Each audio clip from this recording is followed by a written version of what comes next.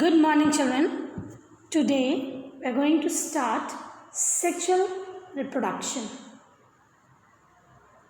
Sexual reproduction means the formation or fusion of haploid male and female gametes. Now these gametes, they are either from single individual or they are of different individuals of opposite sex. Now these gametes, they give rise to diploid zygote which develops into a new organism. Sexual reproduction mostly occurs in higher animals or higher plants. Now basic features of sexual reproductions are the two parents are compulsory for sexual reproduction or biparental reproduction is there. Haploid gametes, that means it involves the fusion and formation of male and female gametes. It also involves the meiosis division, and variations are also there because the offsprings which are produced sexually, they are genetically different from their parents. Now sexual reproduction also has four phases: juvenile phase, reproductive phase, phases of senescence and aging, and death. Now first one is juvenile phase, which starts from birth till the attainment of sexual maturity. That means it starts from birth, and when the child gets sexual maturity, till then juvenile phase is there. Now reproductive phase, the end of the juvenile stage or the vegetative phase, it results in the beginning of reproductive phase. Now during this phase or during reproductive phase, offspring produced by an organism. Phases of senescence and aging. Now these phases, they are characterized or they are marked by gradual deterioration of vital capacities and by death. That means in this phase, the person or the plant, the functions, they get slowed down and it results in the end of the organism or the plant. In this, senescence and aging are there. It is the term for senescence, it is a terminal stage of aging before death. Now in this process, old plants, they degenerate and deteriorate in animals and plants during their lifetime. Aging, it is the phenomena of acquiring characteristics of age. It leads to the breakdown of an organism or any part of it through cumulative effects of irreversible physiochemical changes. Now death, it is the end of life of an organism.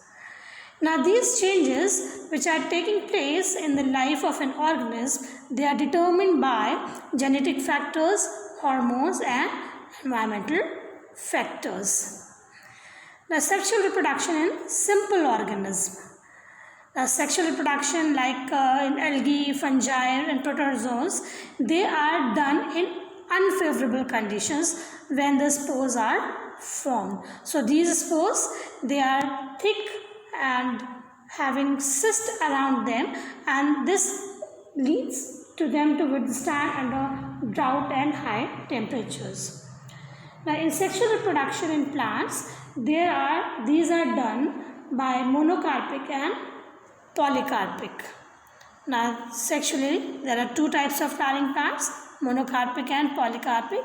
Now monocarpic plant produce flowers only once in a lifetime.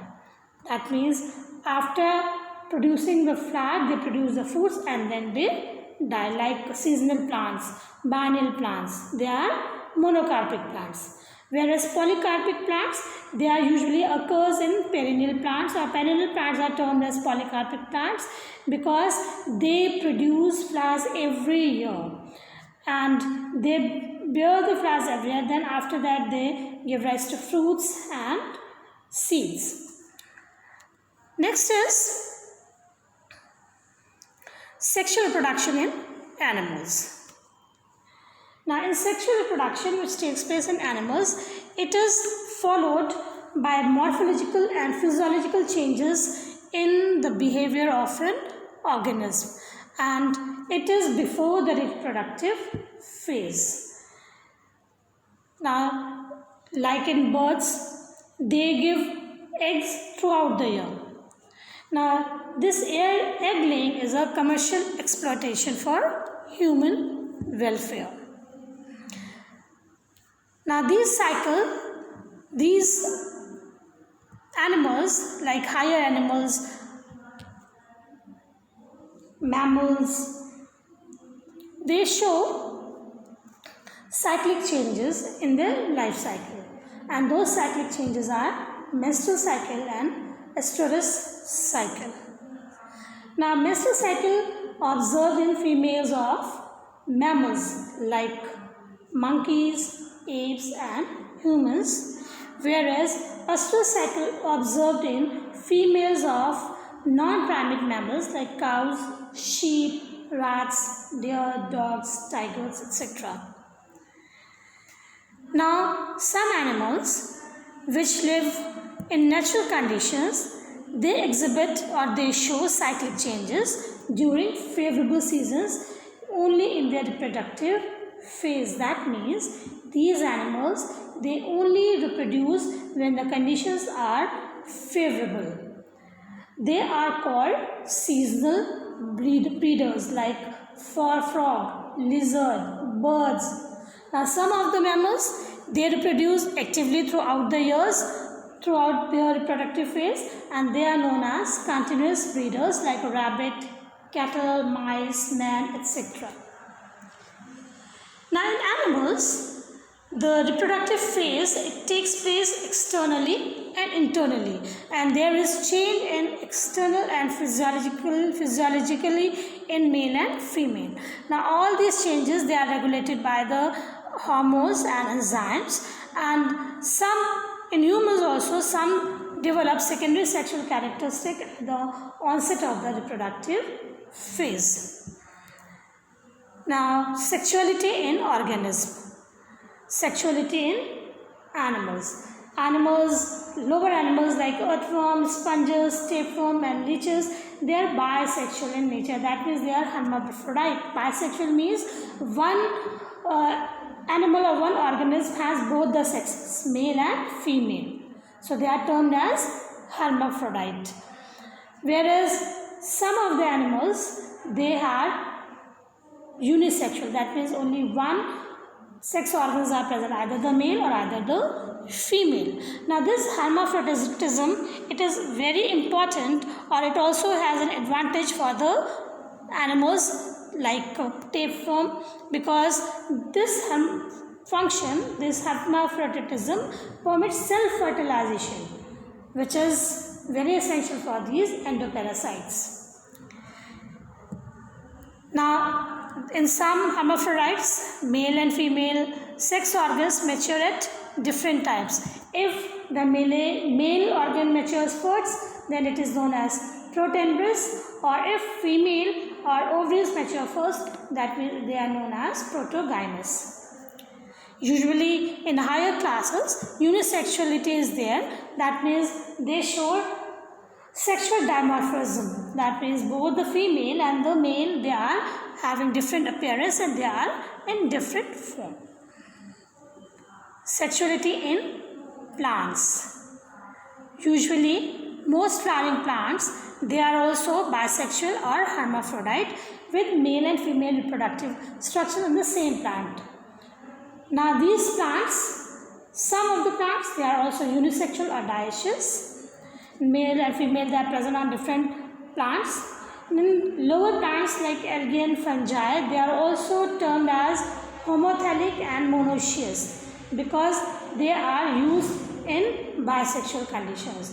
Whereas heterothelic and dioecious, they are used for unisexual conditions as in Mertensia. Now, this Mertensia you will read in BSc children. Okay. Now, in flowering plants, unisexual flowers, they are bearing stamens, they are known as staminate, and the plants which bear pistil, they are known as pistillate flowers. Now, both male and female plants, they may be present on the same plant, or it is the condition known as monoecious, or they may be present on separate plants, that is the known as dioecious. Okay. So, here is the diagram for hermaphrodite. Okay. Now earth form. See children, here seminal vesicles are there, testes are there, ovarian oviduct are there. So both sex organs are present in a single organism, female and male organs. Here also this in cockroach, female and male organs are separate.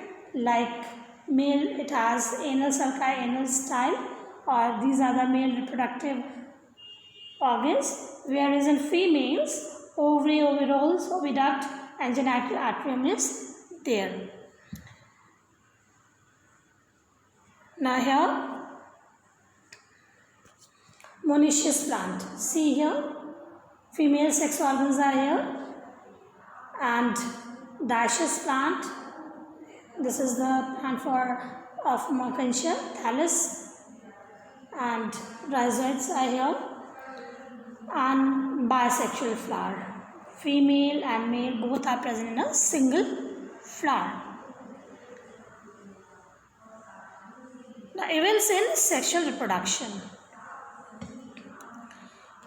Now, sexual reproduction, it leads or it is characterized by the fusion of male and female gametes or fertilization, formation of zygote and embryogenesis. Now, these are divided into three distinctive phases: pre-fertilization event, fertilization or syngamy, post-fertilization events. Now, in pre-fertilization event, it occurs before the fusion of gametes. So, it includes the gametogenesis and gamete transfer. So, the formation of male and female gametes, it is called gametogenesis. Now, the gametes, they are specialized reproductive units which are always haploid in nature. Next is homogeneous homogametes or heterogametes. Now, if the two gametes, they are similar in appearance and we cannot identify whether it is a male or it is a female, then they are known as homogametes or isogametes. And if they are morphologically different, then they are known as heterogametes. Now, in this, male gamete is called antherozoid or sperm and female gamete is called egg or ovum. Now, formation of male gametes or sperm, it is called spermatogenesis, and formation of ova, it is called oogenesis. Now, here types of gametes. Now, see, isogametes, both are identical.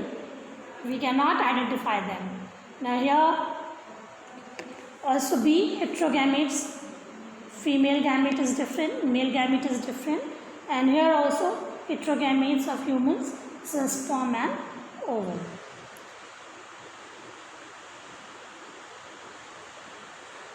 Now,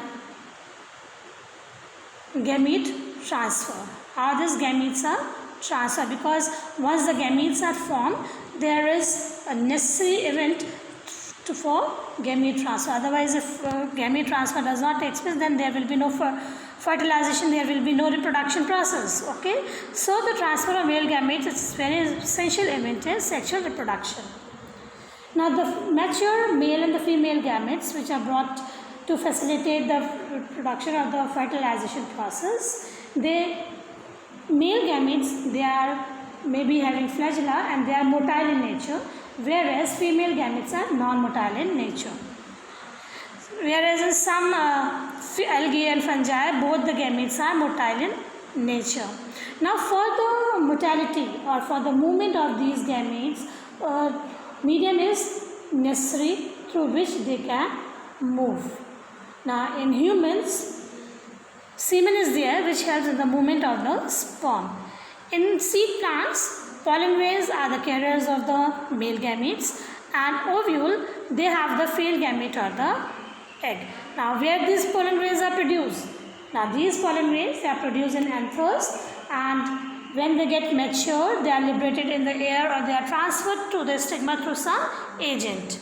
Now, transfer of pollen grains from anther to the stigma is called pollination. Now this you all have read in your previous classes, children.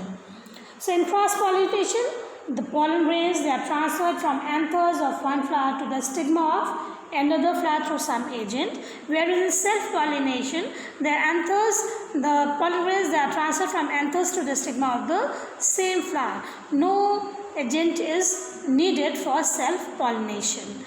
Once the pollen grains, they enter on the stigma, then they germinate with the help of the pollen tube. So here see germinating pollen grains on the single flower after pollination. Here, see, this is the stigma, pollen grains. So pollen tube germinate from this pollen grain because some hormones, they are there for developing this pollen grain. As true, this is the female reproductive part, style and ovaries there. Then it reaches this pollen tube. It has two nuclei, generative nuclei, and then it enters into the ovary on the embryo sac with the help of the micropyle, and here it fuses with the female gamete and forms the embryo or the zygote. Now fertilization. So after entry into the female reproductive part, it fuses with the female gamete, and this process known as syngamy. Now their fusion to form the zygote called fertilization. So syngamy and fertilization, usually they are interchangeable.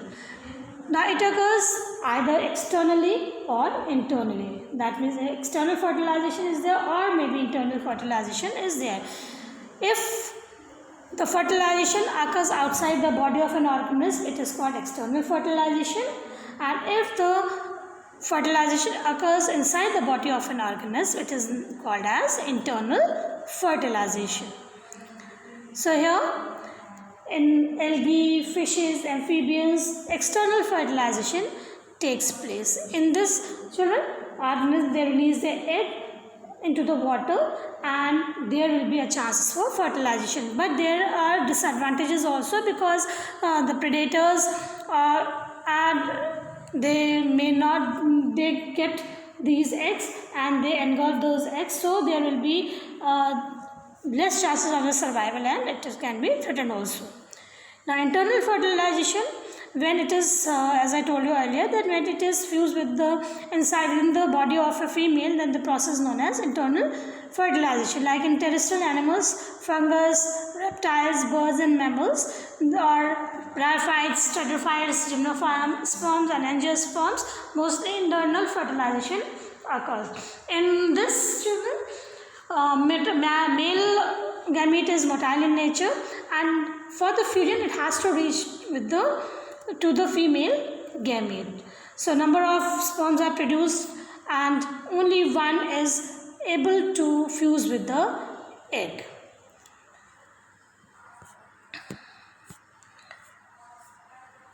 So this is all for today. Tomorrow we'll study about the post-fertilization event.